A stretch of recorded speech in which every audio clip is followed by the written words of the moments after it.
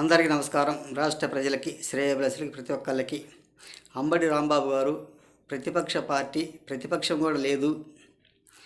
మరి ఓడిపోయిన MLA, irrigation minister, మాజీ ఇరిగేషన్ మినిస్టర్, ఎక్స్ మినిస్టర్ అన్నమాట. ఆయన పదవి గురించి అసలు అర్థమే కాదు, ఏం తెలియదు. మరి అంబటి రాంబాబు గారు, మరి మీరు అనడం ఎలా సాధ్యమవుతుందో ఒకసారి ఆలోచించండి. 300 కానీ 400 మంది కాదు, కనీసం 10 మందికి పేదలకు అన్నం పెట్టడం చాలా మంచిది. ఇది అన్యాయం ఎలా అవుతుందో ఒకసారి ఆలోచించుకొని అర్థమయ్యేటట్టుగా చెప్పండి. మీరు చెప్పేది చాలా మంచిది కూడా కాదు. మీరు ఎలా మాట్లాడుతున్నారో, ఏ విధంగా మాట్లాడుతున్నారో మీకు అర్థం కావటం లేదు ఎవరికి.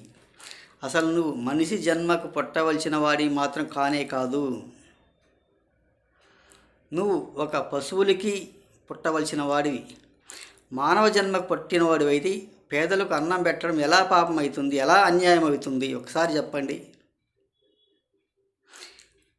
ఒక ఇంటికి పోయినందుకు ఎవరికైనా ఒక కడుపు నిండి అన్నం పెట్టేదే ఒక పుణ్యం కలిసి వస్తుంది. కానీ మీలాంటి పాపాత్మకులు ఎవరు క్షమించబోరు. మీకు బాగా ఇప్పుడు ఎక్కువైంది. మీకు ఏం మాట్లాడుతున్నారో, ఎలా మాట్లాడుతున్నారో ఎవరికి తెలియని పరిస్థితి. ఒకసారి ఆలోచించుకోండి. ఇది చాలా మంచిది కూడా కాదు. పేదలకు అన్నం పెట్టేది పాపం కాదు, అది చాలా పుణ్యం. మీరు పాపాత్ములు. ఉన్న అన్నం క్యాంటీన్లు పీకి పారేసి ఇలా మాట్లాడటం సరైనది కూడా కాదు. ఇంకొక ఎమ్మెల్యే బిచ్చగాళ్ళకు పెట్టినట్టు పెడతారేమో అని అంటారు. భిక్షగాళ్ళ కాదు, మీరు వెళ్తే తెలుస్తుంది. మీరు జనాల పూడు సంపాదించుకొని తిన్న వాళ్ళకి మీకేం అర్థం కాదు. అందుకే మీకు ప్రతిపక్షం కూడా లేకుండా ఊడ్చి పారేశారు రాష్ట్ర ప్రజలు. ఒకసారి ఆలోచించుకోండి మీకు అని తెలియజేస్తూ, కొంచెం ఇటువంటి పనికి మాలిన మాటలు మాట్లాడవలసిన అవసరం లేదు. అది చాలా పుణ్యము. ప్రజలకు, పేదవాళ్ళకి అన్నం పెట్టేదంటూ చాలా పుణ్యం. కాబట్టి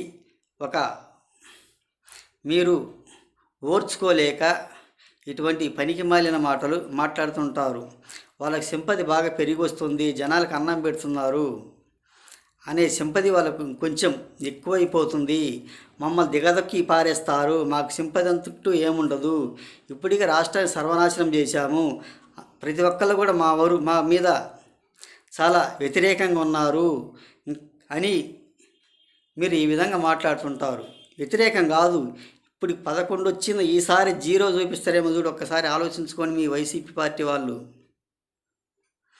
వైఎస్ జగన్మోహన్ రెడ్డి గారు చీకట్లో ఉన్నాడు, వెలుగులోకి వచ్చాడు, మళ్ళీ చీకట్లోకి పోయాడు. అంతే సంగతి ఏమో అయిపోద్దేమో, అదే విధంగా అయిపోద్దేమో. ఒకసారి ఆలోచించుకోండి మీ వైసీపీ పార్టీ వాళ్ళు.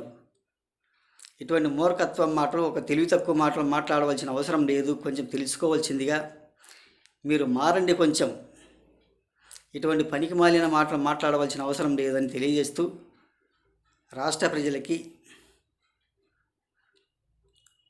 ప్రతి ఒక్కళ్ళకి హృదయపూర్వక ధన్యవాదాలు.